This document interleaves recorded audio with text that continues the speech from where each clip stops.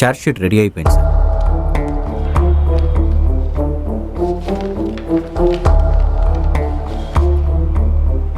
DNA reports అన్ని ఎవిడెన్స్లు విట్నెస్లు అక్యూజ్డ్కి అగేన్స్ట్గానే ఉన్నాయి sir. పైగా అక్యూజ్డ్ డ్రగ్స్ కూడా తీసుకున్నట్టుగా మెడికల్ రిపోర్ట్స్ ఉన్నాయి సార్. బీచ్ రోడ్లో ఉన్న సీసీటీవీ ఫుటేజ్లో ఫిలిప్ కార్ కూడా క్యాప్చర్ అయింది సార్. సుకుమార్ సార్, మా తమ్ముడు నాడే ఫిలిప్. చిన్నప్పుడు వాడు నా పక్కనే పడుకునేవాడు. పడుకోవడానికి ముందు కథలు వినేవాడు. నేను చెప్పేవాడిని. దొంగ పోలీస్ కథలంటే వాడికి చాలా ఇష్టం. అందులో వాడు పోలీసు, నేను దొంగని. కథలో ఎలాగైనా నన్ను పట్టుకుంటాననేవాడు. ఇప్పుడు కాకపోతే ఎప్పటికైనా పట్టుకుంటానని చెప్తాడు. కథలో వాడెప్పుడు పోలీసే, నేనెప్పుడు దొంగనే. కానీ ఇప్పుడు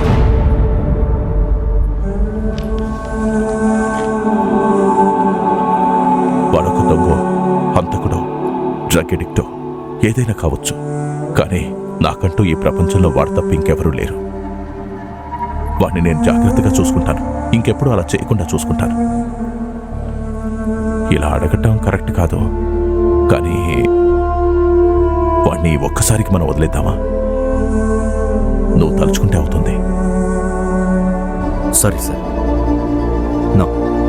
మీలాంటి ఒక ఆఫీసర్ ఈ విధంగా మాట్లాడకూడదు సార్.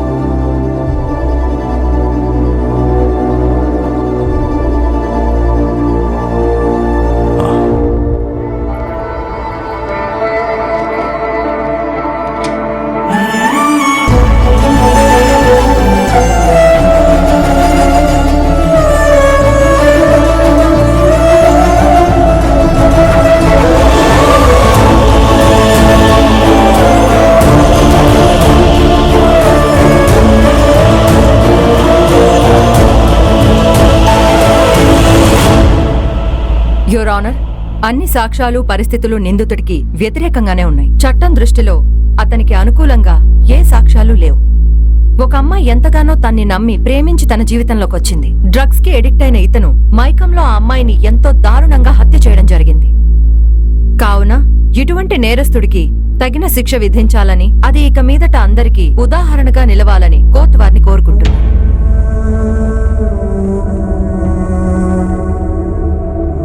సాక్ష్యాధారాలను బట్టి ముద్దాయే హంతకుడని ప్రాసిక్యూషన్ వారు ప్రూవ్ చేశారు. ఇన్వెస్టిగేషన్ ఆఫీసర్ అయిన మిస్టర్ డెరిక్ అబ్రహాం ని ఈ కోర్టు ప్రత్యేకంగా అభినందిస్తోంది.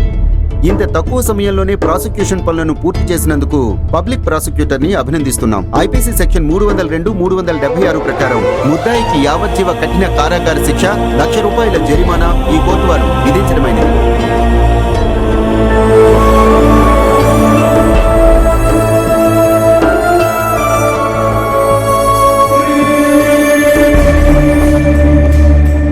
ఇలా నన్ను అర్ధాంతరంగా వదిలేయడానిక నువ్వు నన్ను పెంచింది? దేవుడు మిమ్మల్ని ఆరోగ్యంగా ఉంచాలి. మళ్ళీ కలుద్దాం.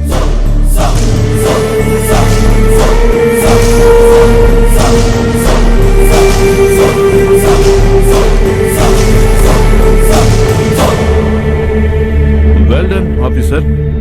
సొంత తమ్ముడైనప్పటికీ వెనకాడకుండా వాడి మీద యాక్షన్ తీసుకున్నాం. నీ నిజాయితీ నచ్చింది. ఇలా ఉండాలి సార్. నిజమైన పోలీసు నిజాయితీ అంటే